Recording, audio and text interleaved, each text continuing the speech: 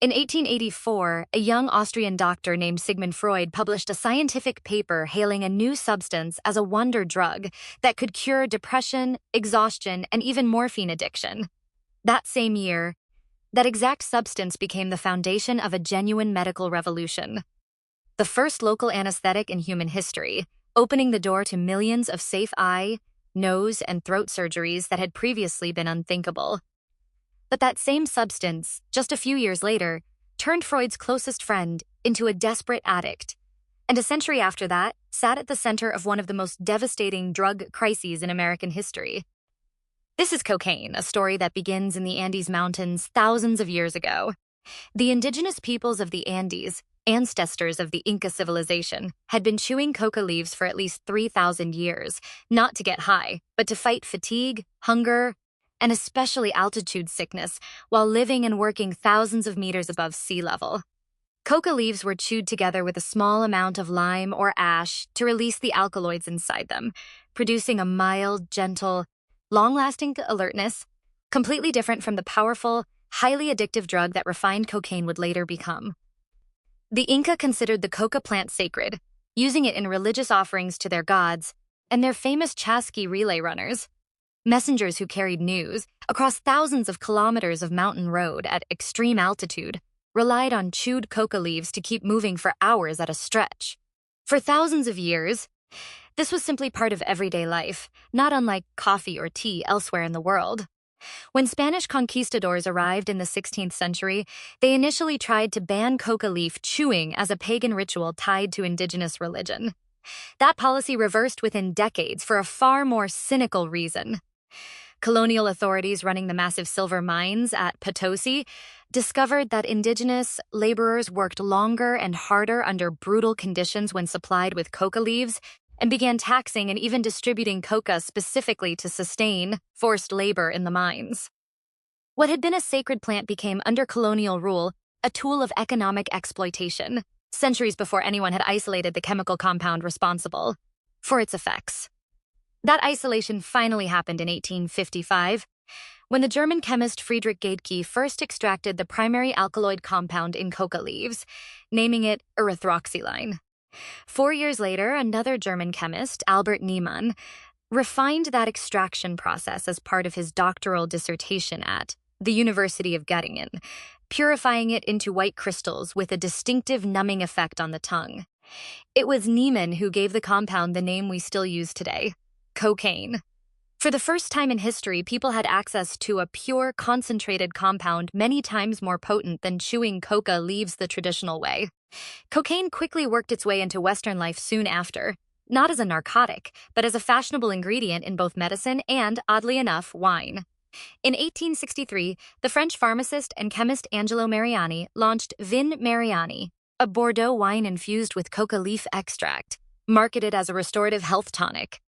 Mariani distributed free cases to thousands of physicians and collected celebrity endorsements into a promotional book called The Album Mariani, which featured praise from writers Jules Verne and Alexandre Dumas, inventor Thomas Edison, and U.S. President William McKinley. Pope Leo XIII was reportedly so fond of it that he awarded Mariani a Vatican gold medal and appeared on a poster endorsing the product. At the time, cocaine wasn't considered dangerous at all. It was seen as a fashionable, almost respectable tonic for the upper classes. 1884 turned out to be the hinge year of this entire story, when two events happened almost simultaneously and pulled cocaine in two completely opposite directions. On one side, Sigmund Freud, then still a young, largely unknown doctor in Vienna, became personally fascinated with cocaine, using it himself and writing enthusiastic letters to his fiancée Martha Bernays, describing its effects. He published his essay, Über Coca, praising cocaine as an almost universal remedy, and began using it to treat his close friend and colleague, the physiologist Ernst von Fleischl-Marxow, who was struggling with a painful morphine addiction following a hand injury and subsequent surgery. Freud believed cocaine could help his friend safely quit morphine. The result was the exact opposite. Fleischl-Marxow rapidly became addicted to both substances at once, developed a severe psychosis with hallucinations of snakes crawling under his skin, and died just a few years later at only 45. It was one of the greatest personal and professional failures of Freud's early career, and he gradually withdrew his public endorsement of cocaine afterward, largely omitting the episode from his later writing. But that same year, 1884, a colleague of Freud's at the Vienna General Hospital named Karl Koller made a genuine medical breakthrough. He discovered that applying a cocaine solution directly to the eye could completely numb the area without affecting the patient's consciousness at all. Koller first demonstrated this publicly at an ophthalmology conference in Heidelberg, dripping a cocaine solution into a frog's eye, then his own before it was tested successfully on human surgical patients within weeks. It was the first local anesthetic ever known to medicine. Before this discovery, eye surgeries had to be performed on fully conscious patients with no pain relief whatsoever, or under risky general anesthesia that carried its own serious dangers. Koller's discovery opened up an entirely new field of medicine, local and regional anesthesia, which remains the foundation of countless dental, eye, and minor surgical procedures today, just with the active compound long since replaced by safer synthetic drugs, like lidocaine and novocaine. The physician who pushed cocaine into larger-scale surgical use was the American surgeon William Halsted, working in New York, who pioneered cocaine as a nerve block technique that let patients remain conscious and pain-free through surgery by injecting the drug directly around major nerves. Halsted and his research team injected cocaine into their own bodies hundreds of times to test dosages, injection sites, and technique. The price he paid was a severe cocaine addiction that derailed his career for years. Colleagues had to intervene, and he underwent multiple attempts at treatment, including a stint on a research ship specifically to remove him from easy access to the drug.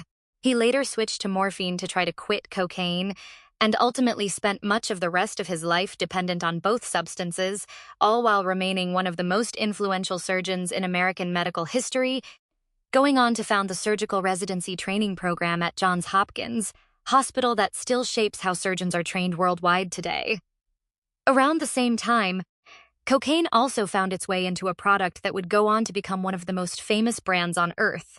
In 1885, the American pharmacist John Pemberton launched Pemberton's French wine Coca, explicitly modeled on Mariani's popular tonic. A year later, when a local prohibition law in Atlanta forced him to remove alcohol from the formula, he created a new non-alcoholic version using coca leaf, extract, and cola nut caffeine, and named it Coca-Cola. For years, every glass of Coca-Cola genuinely contained a small amount of cocaine alongside its other ingredients.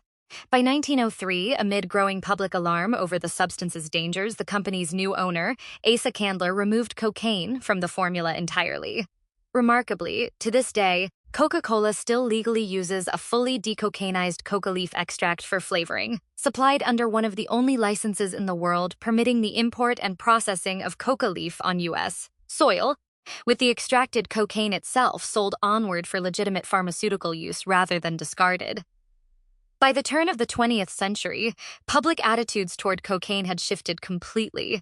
Reports of rising addiction, combined with racially charged fears, sensationalized in the American press at the time, created political pressure that fed into international efforts like the 1912 Hague Opium Convention and ultimately into the Harrison Narcotics Tax Act of 1914, the first federal law in the United States to strictly regulate the production and distribution of cocaine and other narcotic substances. The era of cocaine sold freely at the drugstore and mixed into soft drinks was officially over. For most of the rest of the 20th century, cocaine largely disappeared from public life, partly due to tight regulation, and partly due to the rise of amphetamine as a cheaper, easier to produce stimulant alternative during and after the Second World War. But by the 1970s, and especially the 1980s, cocaine made a powerful comeback, this time tied to images of wealth, disco nightlife, and Hollywood glamour, famously associated with venues like Studio 54 in New York, driven in large part by a massive smuggling pipeline out of Colombia, led by drug cartels such as the organization run by the drug lord Pablo Escobar, turning cocaine into one of the most profitable illegal businesses on the planet, and Escobar himself into one of the wealthiest criminals in history. But the mid-1980s marked the darkest chapter in cocaine's modern history, when a new smokable form of the drug emerged on the streets of cities like Los Angeles and New York. Crack cocaine, cheaper, easier to produce and sell in small quantities, and far more rapidly addictive than traditional powder cocaine. Crack tore through poor urban neighborhoods across America, devastating communities, particularly Black communities, while a 1986 U.S. law, the Anti-Drug Abuse Act, imposed mandatory minimum prison sentences that were up to 100 times harsher for crack possession than for powder cocaine possession. Despite the two substances being chemically nearly identical, just 5 grams of crack triggered the same 5-year mandatory sentence as 500 grams of powder. That disparity, which many researchers later identified as deeply racially discriminatory in both its design and its enforcement, was only partially narrowed by the Fair Sentencing Act of 2010, nearly a quarter-century later. Put all of these pieces together, and cocaine may be one of the clearest examples in medical history of a single compound serving as both the foundation of a surgical revolution and the trigger for some of the worst personal and societal tragedies on record. Today, the medically pure form of cocaine hydrochloride, remains approved for limited use by the U.S. Food and Drug Administration as a topical anesthetic in certain ear, nose, and throat procedures, a direct descendant of Carl Coller's 1884 discovery, and it remains classified as a Schedule II controlled substance in the United States, precisely because regulators still recognize it has genuine, if narrow, medical value. On the opposite end, illegal cocaine remains one of the most widely used and trafficked drugs on Earth.